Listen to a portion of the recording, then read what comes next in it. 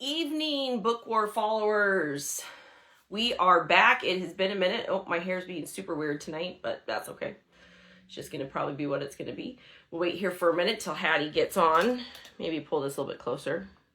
Hopefully you all have been having a good Sunday. Hold on, let me get Hattie on. Except, wow. Well, maybe. There's like a little ringy thing this time. That's new. Oh, Instagram. Except. Try again. No. No. No. Nope. It's hating me. Won't let. I keep pushing the buttons, but she's not coming. Hattie, where are you? Why won't it let you join? All right. Accept.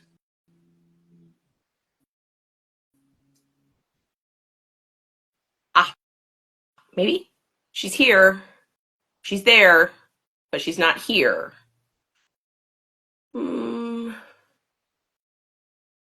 Says you're invited. Why is Hattie be unable to join? Why?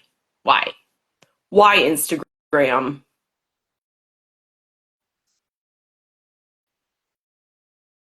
I see you're here, sis. Okay. Oh, there she goes. There we go. That was weird. I don't know what that one was. I kept pushing the button, sis. I believe you because I heard you. I could see you the whole time. I'm like, I don't know. And I wasn't getting anything on my end. I was just I sent the request and then it was just waiting, nothing happening. So well, I kept pushing the buttons. Hi, how are you doing tonight? How you doing? I'm okay. I took a very long nap this afternoon. I know. You probably needed it. I know. I'm really surprised, but you probably did need it. You had a long week, so. Yeah, and I've been sick, so yeah. I just had a cold, and so yeah, I had such a nice nap this afternoon. Good. So I'm feeling pretty okay for the first time in a couple of days. Yeah, so, no kidding. And I'm actually really excited for tonight because I think we both really liked our books. I think we did, actually. And we did not talk much because we were no, we're not going to talk about it. We're going to wait till tonight. Yep. So I think it's going to be a really good night. Hey, before we get started, did you look up next month's genre read? Because I did not. Right before, literally right before this, I'm like, oh, crap. I don't know what next month's book is. Hannah's probably going to forget. I'm going to look it up. Next month is sci-fi. Oh, excellent. Oh, my gosh, I don't know what ones I'll be able to pick off my shelf for that one. You really won't be able to find anything on your shelves for that one, Hannah. Pretty sure I have a good 4 books that I can pick from for that one. That one will not be hard. Yeah. Oh, my gosh. So funny. Okay. So tonight, though, we did crime for September. True crime. Well, the genre was actually just crime, but it ended up that both of us actually read true crime. Read true crime. Yeah. Okay, yeah. For some reason, I had in my head that it was true crime, but yeah, okay. That was stuck in my brain, so that's what I ended up picking. Well, it is what I picked. Well, because when I did my Instagram, when we did the poll, I had 3 fiction and then this nonfiction true crime, and that's the one that was picked. So then I kind of said something about true crime. So, but yes, it's not technically. Our genre was just crime, but we just picked true crime. Yeah, I am digging true crime right now. Well, and Hattie's like, well, I thought it was. So too bad for you. So that's why I picked it, honestly. Yeah, no, that's fine. That's totally fine. Okay, do you want to go first, or should we just what do we want to do? How do you want to do this? I will just tell a funny story about my pick because it's sort of a ridiculous pick for me. Because honestly, I thought it was true crime. So I went to the 5-year anniversary of my local bookshop, Commonplace Reader, downtown Yardley, had their 5-year anniversary, the second weekend in September. Awesome. It was fantastic. It was super great. A ton of people. It was really great. They had lots of events going on. But I'm scouring the what I thought was true crime. It was the true crime section because that's what I thought the genre was. So I'm looking through. And the funniest part is I'd read half of the ones on the shelf for some reason. It was so weird. Yeah. So I'm going through and I land on this one called The Falcon Thief. A True Tale of Adventure, Treachery, and the Hunt for the Perfect Bird by Joshua Hammer. So crazy. I'm I hate birds, guys. Hannah knows, like, I hate birds. Like, they're not birds. my thing. Like, I Not a get that people like birds. I'm not like, I don't kill birds or anything. Like, that's not, thing. but I don't like They're not your birds. thing. They're not my thing. But I grabbed this one off. I'm like, okay. So when I read the back, I'm like, oh, well, this does sound a little interesting. It just does. So I picked it up and had it like in my stack of like half a dozen books that I'm walking around the shop with. Right.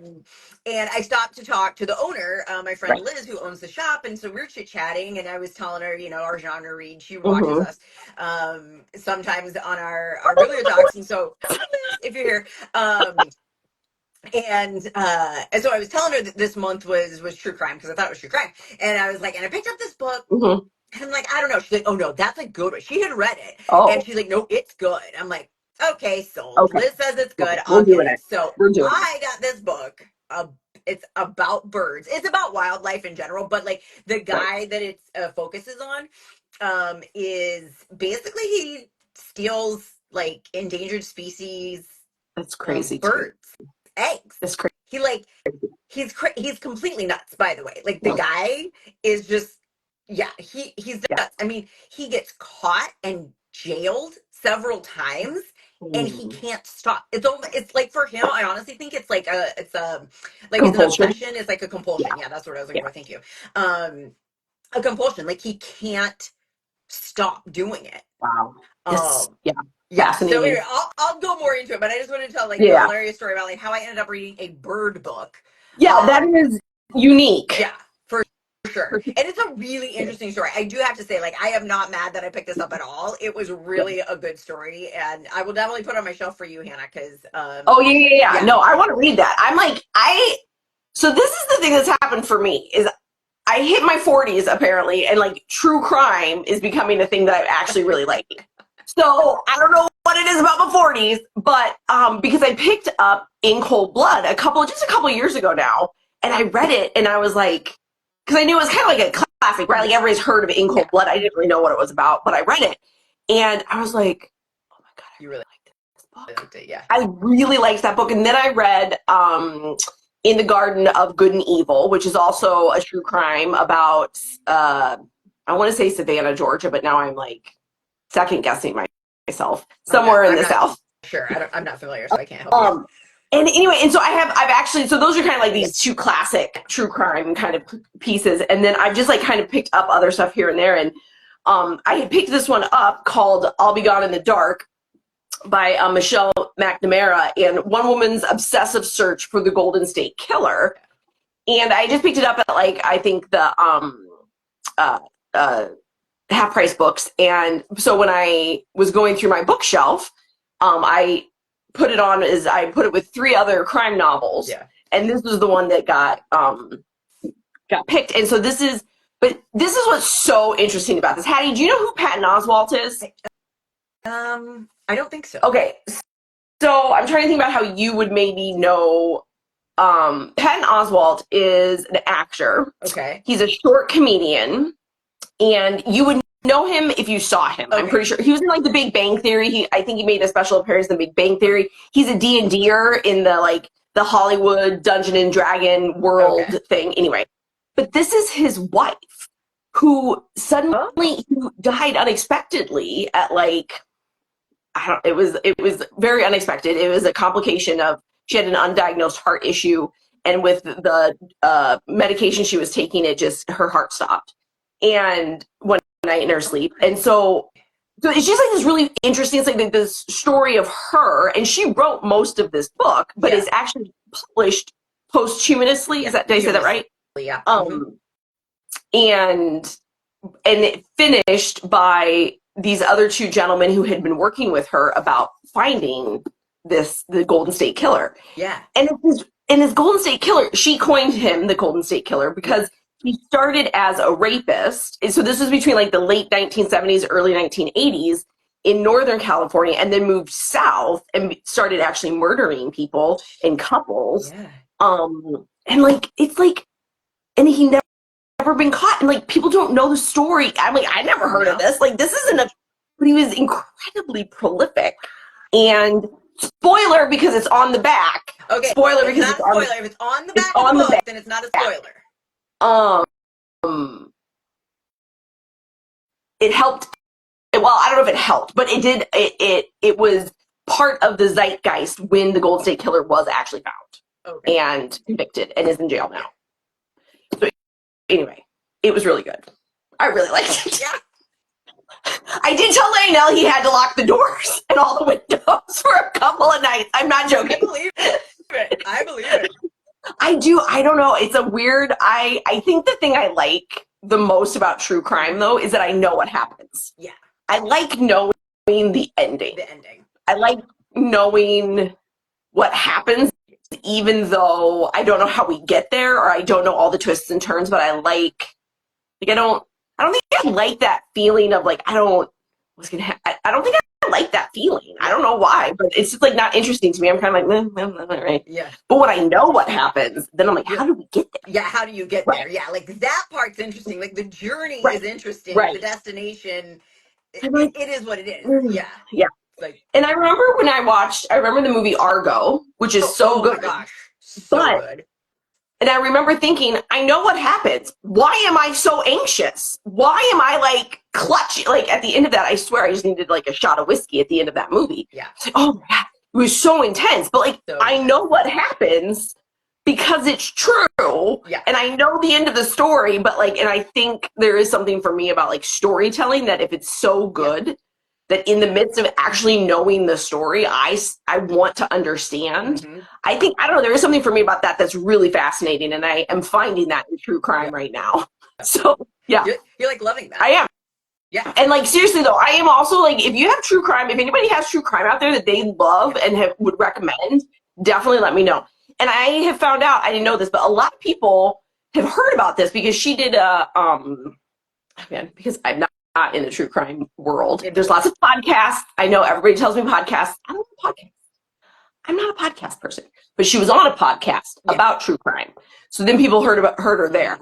And I have done a couple. Okay, this is my caveat on podcasts. Okay, true crime. Okay, if it is a closed series, like this is my commitment issue. This is why I don't like podcasts either, because they never end. They never end. They keep going, yeah. So the couple of podcasts that I've listened to and enjoyed have been like a series. This like is how many there are. And then this is how many, this is the story. And I think there was a couple I've done on true crime about that, which I do like. Mm-hmm. But I do like closed series. Yeah. I don't like things that go on forever. They annoy me. Yeah, I know.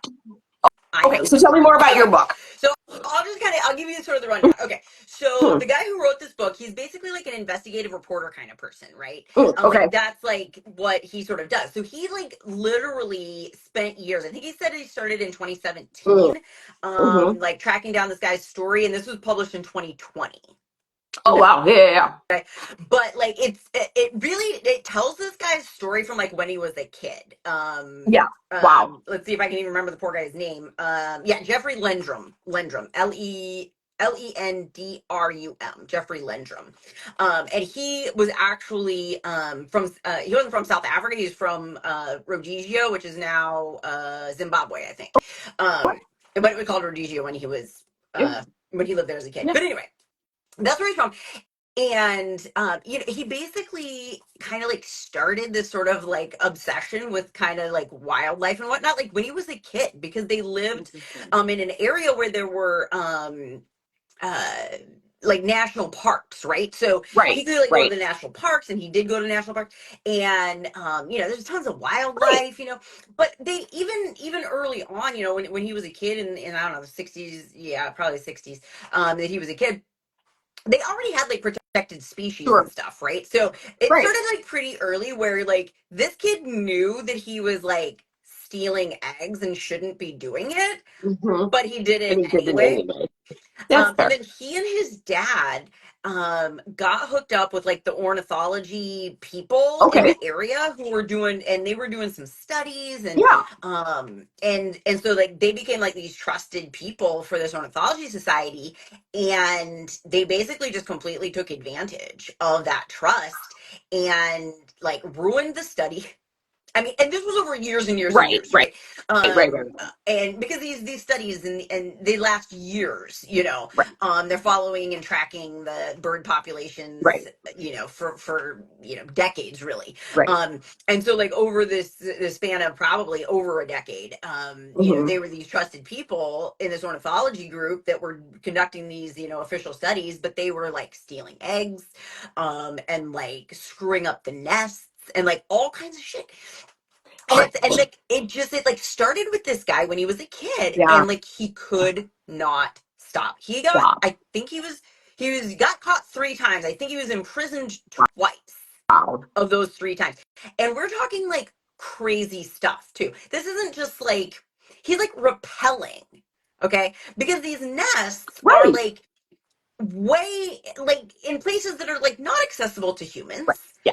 Okay, he's like repelling out of a helicopter. Okay, like the helicopter has to fly, and then he's repelling out of the helicopter to go down to the nest to get the eggs to put them in his little baggie, and it's just like, oh my gosh, you were insane. And like it was, but it was like this complete obsession, and he couldn't like stop. Yeah. And then so there was a lot about obviously a lot about him, but then there was there was a lot about, which I found very interesting, about like all the laws that are being have been like put in place in the last like 40 to 50 years to help conserve these the birds in this case, but there were a lot of other endangered species as well that were tied up in these in this legislation. And then also he talked about, didn't get into it very well because nobody ever gave out very good information about it. So you could tell the author was like irritated that he couldn't talk more about it. But what happened was, well, presumably this is what the author sort of thinks was going on, is that this guy was this Jeffrey Lendrum was stealing these eggs, these like falcon eggs, because there's falcon racing in a number of Arab countries. The Emirates have it, and like just there's several little countries in the Gulf Coast there, or in the Persian Gulf, I should say, the Persian Gulf, that do falcon racing. And so the author was definitely of the opinion that's what was going on. That was the black market for him. And he never really got Jeffrey Lendrum to sort of like reveal any names or any contacts, but he was constantly traveling to that area. It was like he was in England, and he got busted in Canada as well, because they have the birds, the species that he was looking for in Canada, and England, and then he would go. I think it was Abu Dhabi. He ended up going to a lot, and then South Africa and Rhodesia. So like these were sort of like the places this guy was going, and so it's like, okay, anybody kind of put like 2 to 2 together. It still makes 4, whether you say it makes 4 or not. Exactly. So it was really good. He did a great job writing it, and they also like the other part of the story was, so it was Jeffrey Lendrum who's the guy who's stealing these eggs and getting busted on a regular basis, but then it was also the detective in England who was the person who he was attached to, one of the agencies that actually like looked into these kind of like animal, endangered animal crimes kind of thing, right? And so then like that was another, so it was basically these two men's stories, and then how they sort of interacted, and he got caught like 3 times. In the book, he got caught at least 3 times, and I'm pretty sure at least 2 of those times he was like thrown in prison, and not just like jail overnight, not like serve time. Serve time, exactly. And then he would like get out, and then he would try, and then he just couldn't do it, and he would end up going and stealing more eggs. And like the amount of eggs, okay, so like apparently like this whole like bird culture is so weird to me, but apparently like in the last centuries, not now because all the birds are endangered, you can't do this, you're not supposed to do this anymore, people would like collect eggs. So they had like thousands of eggs. They would blow them out. And like have collections of eggs like in their houses. I mean, I feel like you read Victoria, I feel like that's like a really weird, like when they were like the collecting people of the 18th or the 19th century. Yeah, I mean, like, yeah, I mean, it was. that makes sense to me. I mean, they collected like weird shit and put it in bottles with alcohol, Hattie. I mean, you like that dark, weird stuff. No, I know, but you just never paid attention to the egg part of it. It's like, you tell me they do that with mummies. I'm like, oh yeah, that's no big deal. Like, everybody knows that. But I'm like, well, eggs? That's weird. Well, and I keep thinking about, like, I'm sure part of that was, like, with the Fabergé eggs that came into, like, such a, you know what I mean? Like, in that whole, like, offshoot of that. Yeah, like the offshoot of that, like, making them look really beautiful. And, like, you know what I mean? Like, that makes, people have an egg thing. Like, I think it's, like, I mean, right? Like, apparently. I mean, you've seen our mother's Easter egg collection. Yeah, that is weird. Now that you say that. This is like so bizarre to me because I cannot imagine. Like, first off, I'm not a huge collector of anything. Like, that's kind of not my thing in and of itself. And then it's like birds I don't like, and then like eggs. But it's like I'm kind of surprised that you've like not really ever thought about this, because you've also gone to like antique shops and you've gone to like flea markets. Like, there's always like weird eggs everywhere. Yeah. I guess I never paid any attention because I'm totally not. It's like not your thing. It's totally not my thing. So I'm guessing that just must be it, because you're right. It absolutely was like, it was like a 19th century thing in England for sure. I mean, and thousands and thousands of these. I'm just like, I mean, like, why would you even do that? Like, you're killing. They're fragile. They're expensive. They're rare. Like, why do people collect anything? I don't know. Honestly, I don't know. They collected people's brains and teeth and weird stuff too. So I know that dead. I mean, you got to kill a little bird. I don't even like birds, and I don't want to have to kill a little bird to like keep its egg. That doesn't seem right. It's so funny to me, because seriously, you like love dark, like sciencey stuff, like from that era, and like for some reason, this is the one that you're like, but you killed a little baby bird. They like they embalm people. That's totally normal. They're dead. It feels different. It feels different. I don't know. In my weird sensibilities, it feels different, man. It's funny. It is a unique. It is a particular thing that's funny. It's like I learned some stuff. I'm not gonna lie, I learned some stuff. I definitely learned a lot about like legislation and the laws and stuff for endangered species, and just like kind of the evolution of that in the last like 50 years or so, which was really super interesting as well. And there was definitely was definitely this tinge of sort of like obsession with this guy, right? And everybody liked him. Like the guy who wrote it liked him. The police officer, like the detective who busted him, kind of liked him. We like the guy. It's not, that's kind of, unlike this one, no one likes him. Very different, right? Like, this is not about like, and I think that's like what's interesting about true crime too, is like there's still this huge perspective, or this huge continuum of like, what are we talking about and what kind of crime are we talking about too, right? Like, that's funny. For sure. So anyway, I definitely would recommend that, like, even if you don't like birds, like, this was just a really interesting read. I don't like birds, and I found it very interesting, and I would say, like, I think anybody would sort of be interested in it, because there's, like, a unique story that, like, I'd never heard, ever, you know? Right. And that was kind of nice, because you don't always get that. Like, sometimes you get the same story over and over and over again in books. Right. Yeah, so, absolutely. I was also going to say, I should say about this does also have an HBO, if you have Max, there's an HBO documentary series, which I tried to start, and it was about 5 minutes in, and I'm like, nope, I can't watch this by myself. So I told Dana he has to watch it with me at some point. But if you don't want to read the book and you like true crime documentaries, there is one on Max available as well.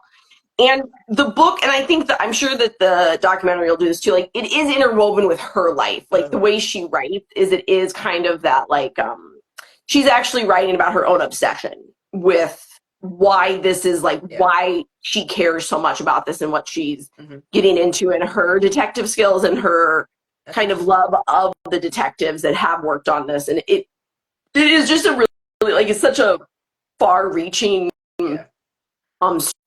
story. So but I will also say, yes, I did, after reading like the first quarter of it, I did have to make sure all my doors and windows were locked, and I did get out I have a nightstick So I did find that. Yeah. Like, I'm not going to pretend like, oh my God, I can read anything and like never affects me. No, this stuff like totally affects me. Freaks you out, yeah. But I have to say it affects me a lot less when I read it than when I watch it. I have a hard time. I love, see, and this is the thing. I love criminal, like I like crime shows, except that they all get too gross now. Yeah. And then they freak me out and I can't watch them anymore. Like I love Criminal Minds, but then I can't watch it because it gives me nightmares. Yeah.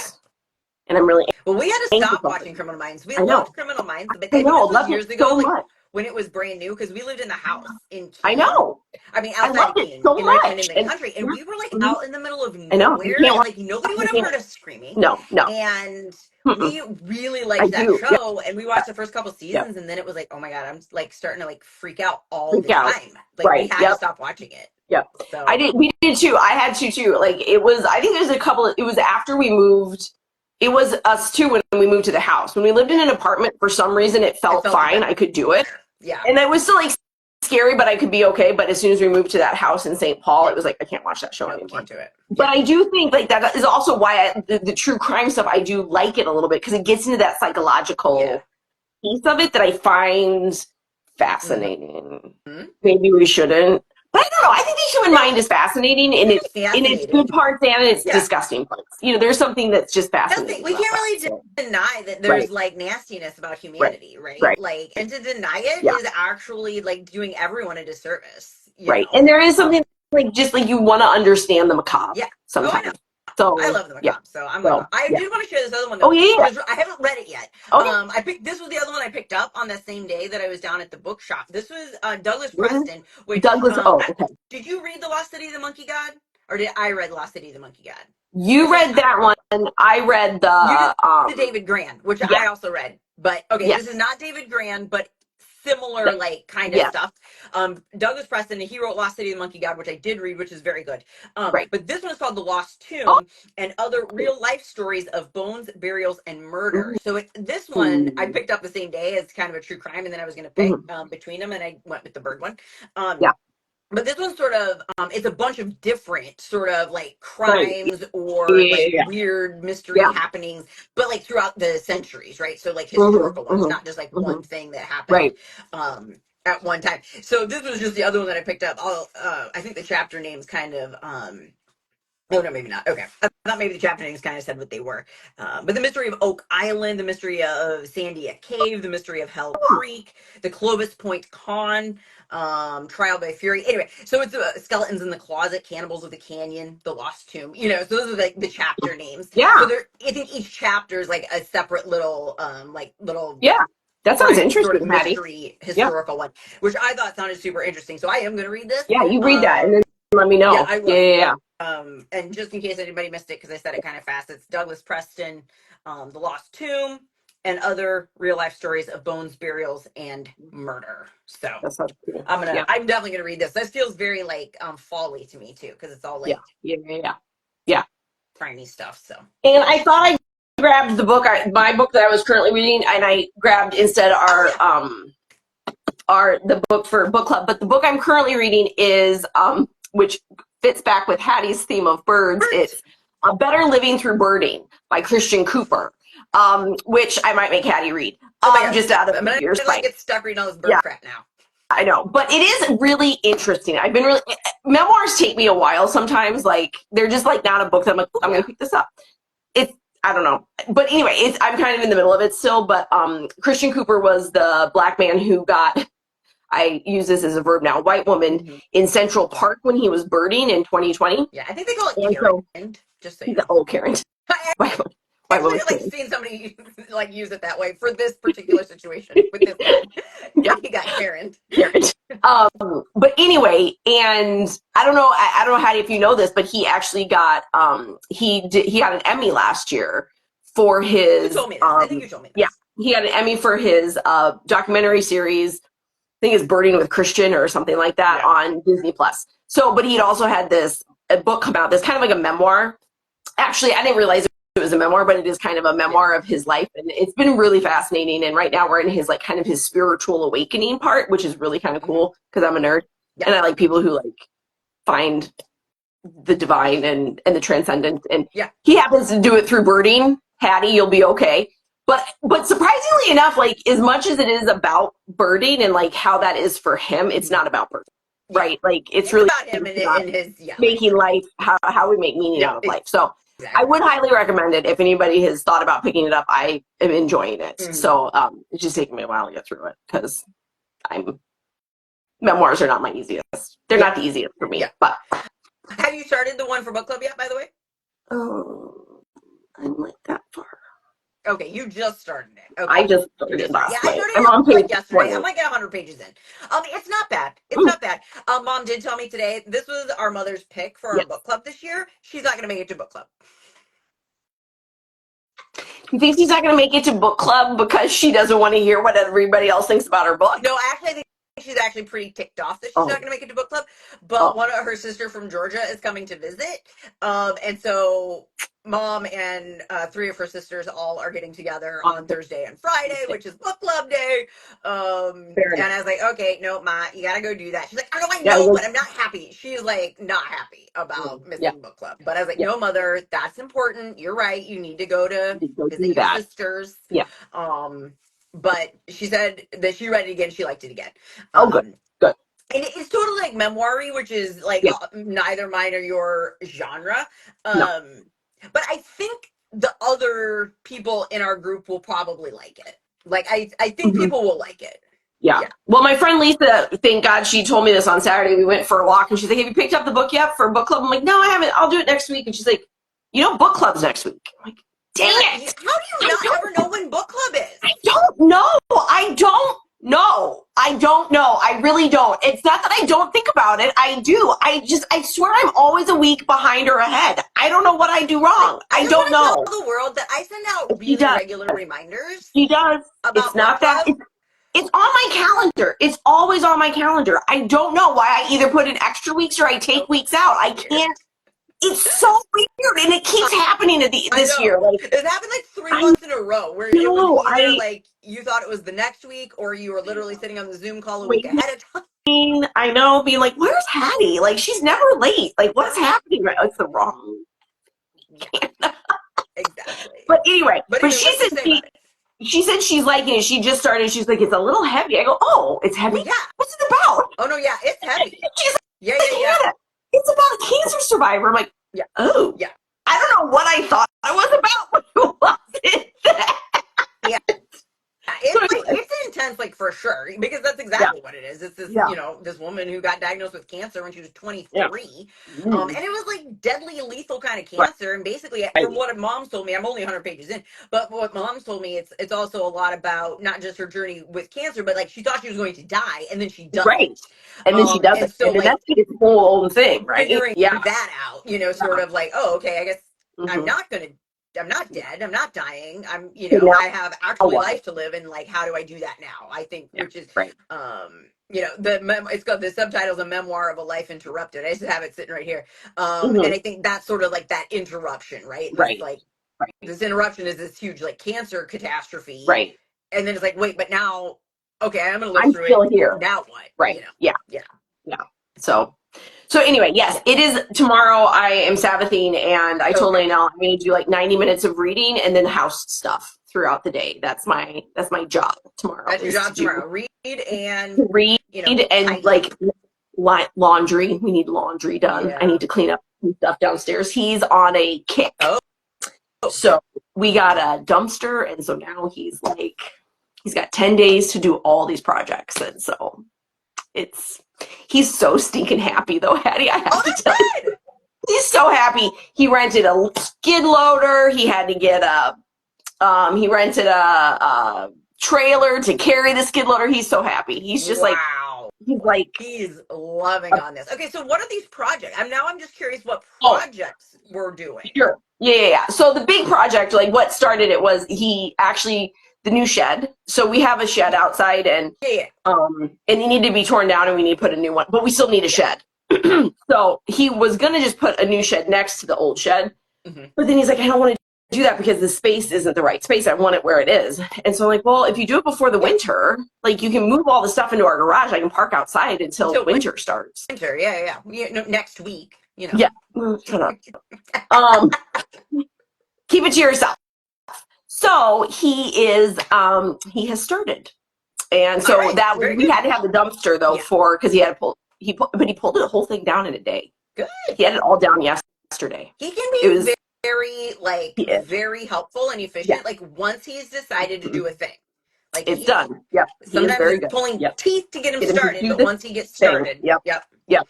And then, so down in our basement, though, when you go down the stairs, there's that big cement block to the right. Yep. He wants to pull that out and put it all because we can put it in the dumpster. Oh, so I got to clean all that stuff out so that we can just hang some curtains for him to demo that. So sledgehammer that. We'll see.